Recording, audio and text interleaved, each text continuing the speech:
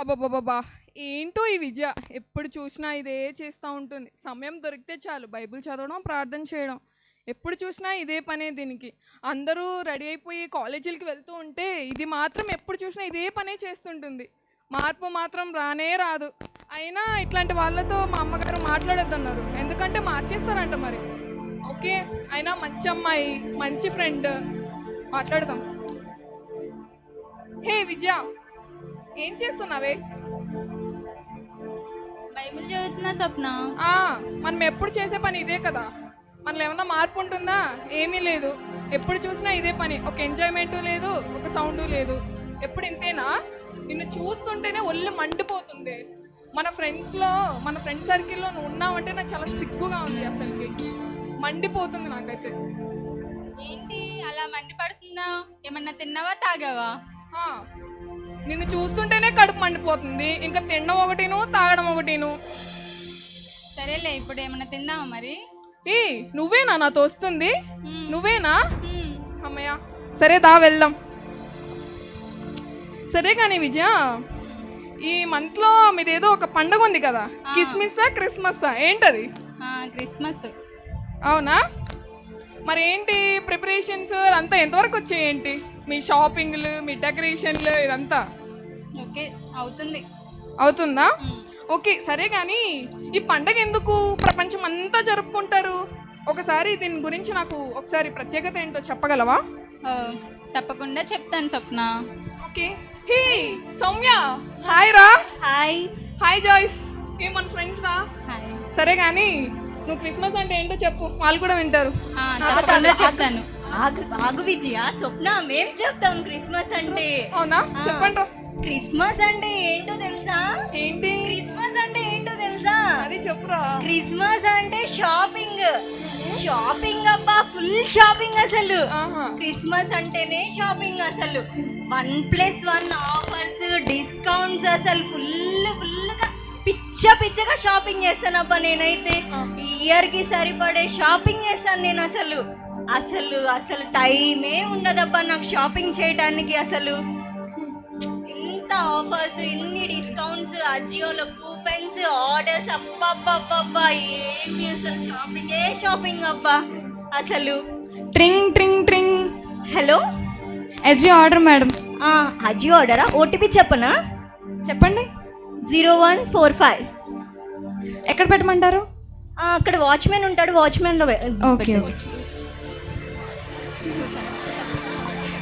Hello, చూసావా అసలు అజియో నుంచి షాపింగ్ అసలు అబ్బా కాల్స్ అబ్బా అసలు.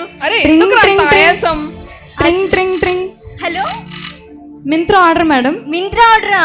ఓటీపీ చెప్పనా? చెప్పండి మేడం. 0142. ఇది లాక్ వేస్తుంది మేడం. ఇక్కడ కింద నా ర్యాక్లో ఉంటుంది, ర్యాక్లో పెట్టేసేయండి. ఓకే. అసలు చూసావా, అసలు టైమే దొరకట్లేదబ్బా అసలు. ఎంత ఫుల్గా షాపింగ్ చేసేస్తాను అసలు. మ్యాచింగ్ మళ్ళీ ఈ షాపింగ్ చేశాను కదా, వీటన్నిటికీ మ్యాచింగ్ కొనాలబ్బా. నీ మ్యాచింగ్కి నువ్వు కూడా వస్తావా నాతో పాటు? అబ్బా, నీకు వచ్చావాడు ఎవడో కానీ. నీ షాపింగ్, నీ మ్యాచింగ్ పిచ్చికి వాడు పిచ్చాడు అయిపోతాడబ్బా. అయినా క్రిస్మస్ అంటే షాపింగ్ అయినా? షాపింగే కదా మరి. ఓహో, కాదు స్వప్న, నేను చెప్తా అసలు క్రిస్మస్ అంటే డెకరేషన్ తెలుసా? క్రిస్మస్ అంటేనే స్టార్తో స్టార్ట్ అవుద్ది. అసలు మా ఊర్లో ఉన్న చర్చిల కంటే మా చర్చ్ నుంచి పెద్ద స్టార్ పెడతాం తెలుసా? అంతేకాదు, మా వీధిలో ఉన్న అన్ని ఇళ్ళ కంటే మా ఇంటి పైన పెద్ద స్టైలిష్ స్టార్ ఉండాలి తెలుసా? దానికోసం వేరే వెతుకుతాం. ఎవరది? స్వప్న, నువ్వేమేం పట్టించుకోకు, ఈ రోజులో అవన్నీ కామన్. ఓకేరా. అంతేకాదు, క్రిస్మస్ ట్రీ డెకరేషన్ తెలుసా? దానికోసం స్టైలిష్ యాక్సెసరీస్, బ్రైట్ లైట్స్, అసలు ఇల్లంతా జిగలైపోవాలబ్బా. ఓహో, ఓకే. క్రిస్మస్ అంటే డెకరేషన్ అన్నమాట. నేను వచ్చేసా. అబ్బా, వచ్చిందమ్మా పెద్ద తిండిపోతు.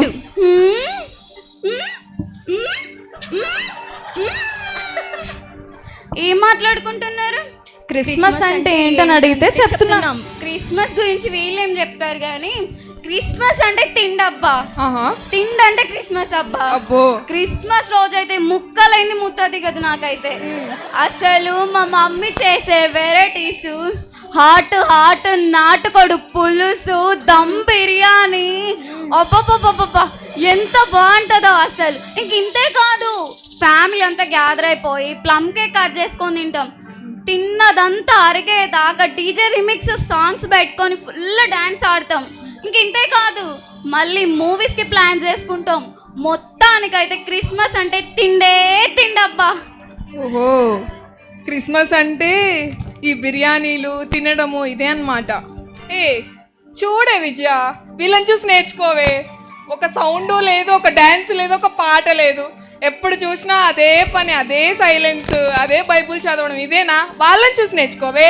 అదేమో తిండంటది, ఇదేమో షాపింగ్ అంటది, ఇదేమో డెకరేషన్ అంటది. సౌండ్ ఉండాలి. క్రిస్మస్ అంటే బ్యాండ్ ఉండాలి. ఓకేనా? అసలు నిజ క్రిస్మస్ అంటే ఇది కాదు స్వప్న. ఏంటో నిజమైన క్రిస్మస్ ఏంటో ఇప్పుడు మీ అందరికి నేను కన్నులారా చూపిస్తాను, నాతో రండి.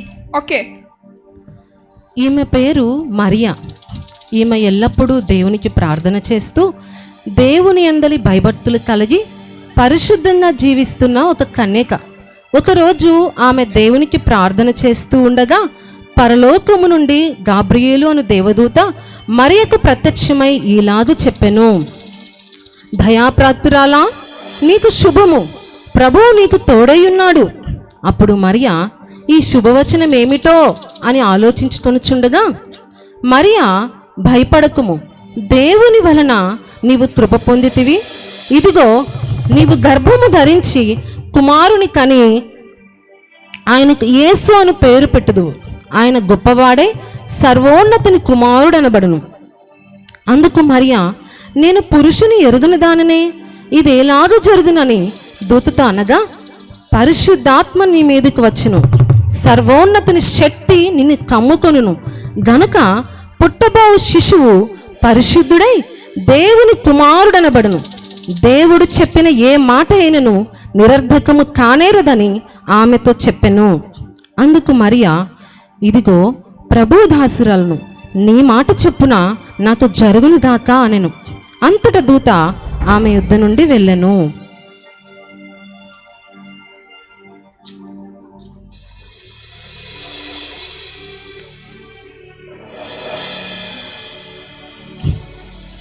ఇతని పేరు యోసేపు. మరియా యోసేపునకు ప్రదానం చేయబడెను. అయితే వారేకము కాక మునుపు పరిశుద్ధాత్మ వలన ఆమె గర్భవతి ఆయను కనుక ఆమె భర్త అయిన యోసేపు నీతిమంతుడయుండి ఆమెను అవమానపరచనులక రహస్యముగా ఆమెను విడనాడ ఉద్దేశించెను. అతడు ఈ సంగతులను గూర్చి ఆలోచించుచు నిద్రించెను. ఇదిగో దేవుని దూత కలలో అతనికి ప్రత్యక్షమై, దావీదు కుమారుడైన యోసేపు, నీ భార్య అయిన మరియను చేర్చుకున్నట్టుకు భయపడకుము. ఆమె గర్భము ధరించినది పరిశుద్ధాత్మ వలన కలిగినది. ఆమె యొక్క కుమారుని కనును, తన ప్రజల పాపముల నుండి ఆయనే రక్షించును గనుక ఆయనకు యేసు అని పేరు పెట్టుదువు. అంతలో దూత వెళ్ళిపోయెను.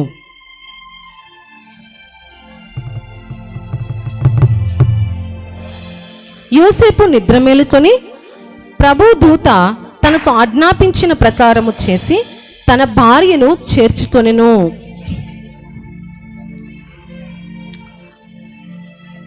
ఆ దినములలో సర్వలోకమునకు ప్రజాసంఖ్య వాయువలనని కైసరు ఔగుస్తు వలన ఆజ్ఞ అయిను. అందరూ ఆ సంఖ్యలో వ్రాయబడుటకు అందరూ తమ తమ పట్టణములకు వెళ్ళిరి. యోసేపు అలాగే తనకు భార్యగా ప్రదానం చేయబడి గర్భవతి ఉండిన మరియతో కూడా ఆ సంఖ్యలో వ్రాయబడుటకు గలిలయలోని నజరేతు నుండి యూదయలోని బెత్లెహేమునకు ప్రయాణమై వెళ్ళిరి. వారక్కడ ఉన్నప్పుడు ఆమె ప్రసవ దినములు నిండెను గనుక వారు సత్రములో స్థలము కొరకు వెదకుచుండిరి.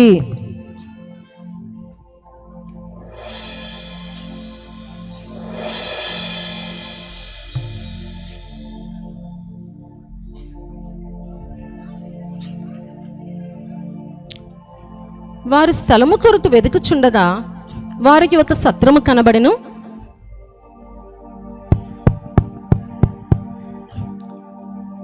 అమ్మా, మాకిక్కడ ఏమైనా స్థలం ఉన్నదా? ఇక్కడ లేదమ్మా, ఇక్కడ మీకేమీ స్థలము లేదు, మీరెక్కడికైనా వెళ్ళి చూసుకోండి. అంతటా వారు సత్రము కొరకు వెదకుచుండిరి. అయినను వారికి ఎక్కడా స్థలము లేనందున పశువుల పాకలో ప్రవేశించిరి.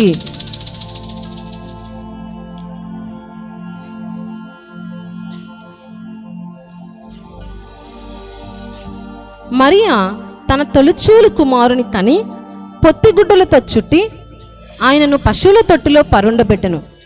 ఆ దేశములో కొందరు గొర్రెల కాపరులు పొలములో ఉండి రాత్రివేళ తమ మందను కాచుకొనుచుండగా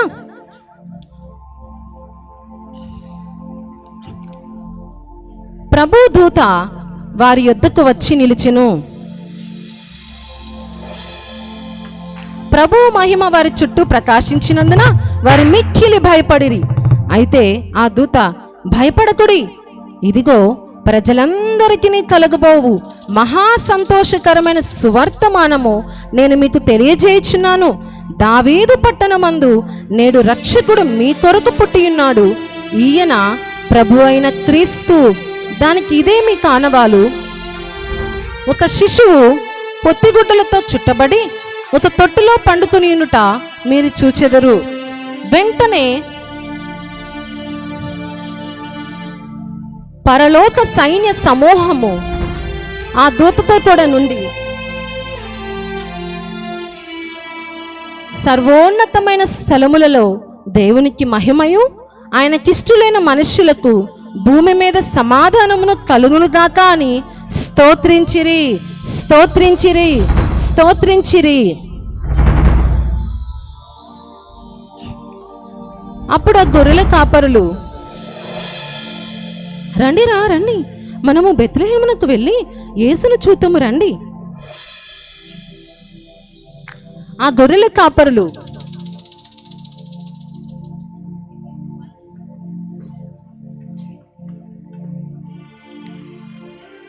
యేసును చూడ బయలుదేరిరి.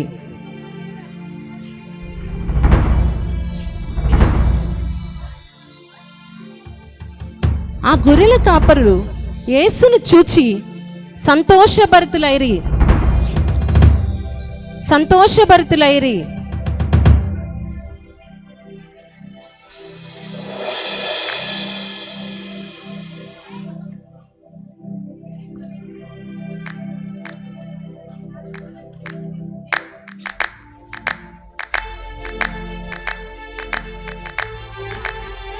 అప్పుడు అక్కడ నుండి ఆ గొర్రెల కాపరులు వెళ్ళిపోయిరి.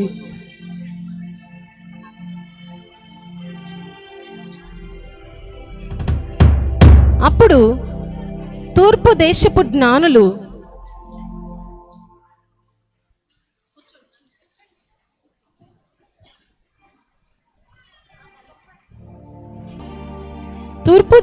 జ్ఞానులు ఆకాశములో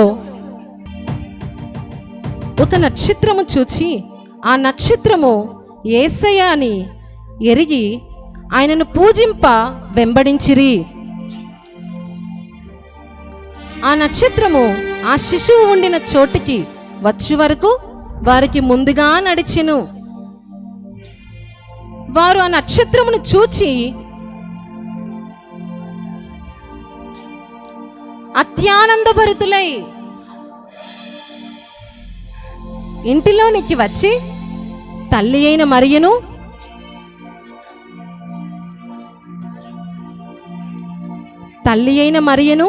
ఆ శిశువును చూచి సాగిలపడి ఆయనను పూజించి ఆయనకు కానుకలను సమర్పించిరి.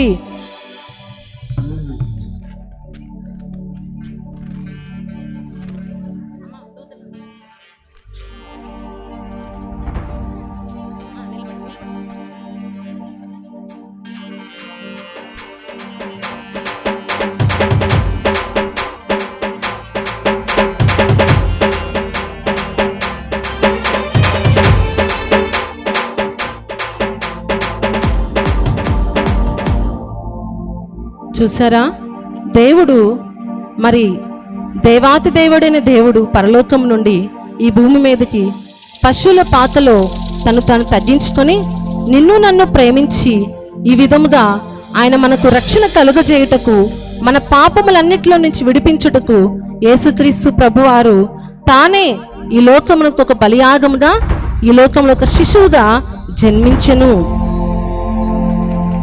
నాళ్ళు క్రిస్మస్ అంటే ఈ డెకరేషన్ అని,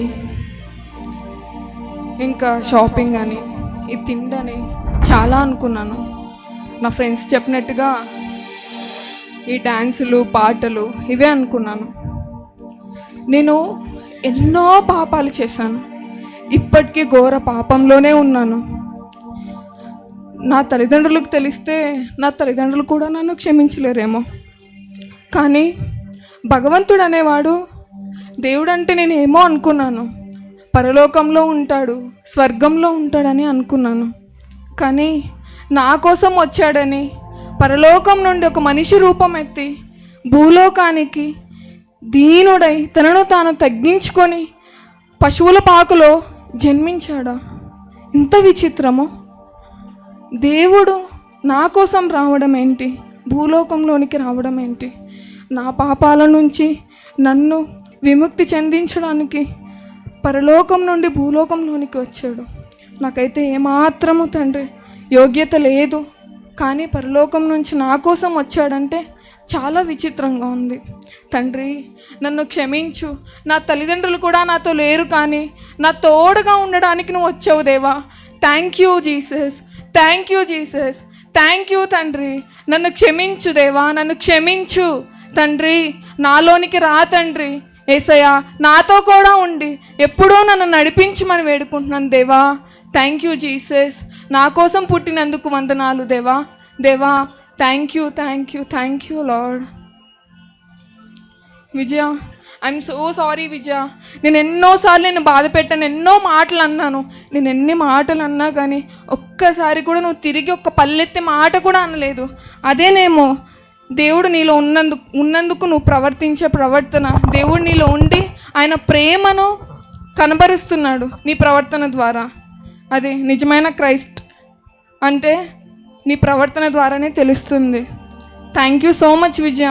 నిజంగా దేవుడు అంటే నాకు ఎవరో చూపించినందుకు థ్యాంక్ యూ సో మచ్ విజయ. ఇన్నాళ్ళు నిన్ను బాధ పెట్టినందుకు నన్ను క్షమించవా? ఇట్స్ ఓకే స్వప్న, దేవుడు నిన్ను ఎంతగానో ఇట్స్ ఓకే స్వప్న, దేవుడు నిన్ను ఎంతగానో ప్రేమిస్తున్నాడు. Thank you Vijaya. క్రిస్మస్ అంటే వీళ్ళు చెప్పినట్టుగా ఈ ఫుడ్డో, ఈ డెకరేషనో, మన కొత్త బట్టలో, షాపింగో ఇదంతా కాదు. నిజమైన క్రిస్మస్ అంటే దేవుడు నిజంగా మనలో పుట్టడం, మన మనసులో పుట్టడం. అది నిజమైన క్రిస్మస్ అంటే. ఎప్పుడైతే నువ్వు మారు మనసు పొందుతావో అప్పుడే నిజమైన క్రిస్మస్ నీలో జరుగుతుంది. మనందరం కలిసి ప్రార్థన చేసుకుందామా? థ్యాంక్ యూ సో మచ్ విజయ. ఇప్పటివరకు మేము లోకంలో ఉన్న ఎంజాయ్మెంటే, షాపింగే, డెకరేషనే, లేదంటే తిండే మేము నిజమైన క్రిస్మస్ అనుకున్నాం. కానీ నిజమైన క్రిస్మస్ని మాకు పరిచయం చేసినందుకు వందనాలు. ఈ రోజు నుంచి మేము కూడా యేసుక్రీస్తుని మా హృదయంలో తీసుకుంటాం. నిజంగా మా హృదయంలో దేవుడు పుట్టినప్పుడే నిజమైన క్రిస్మస్ అని మాకు చూపించినందుకు thank you Vijaya. Thank you Vijaya. ప్రార్థన చేయి.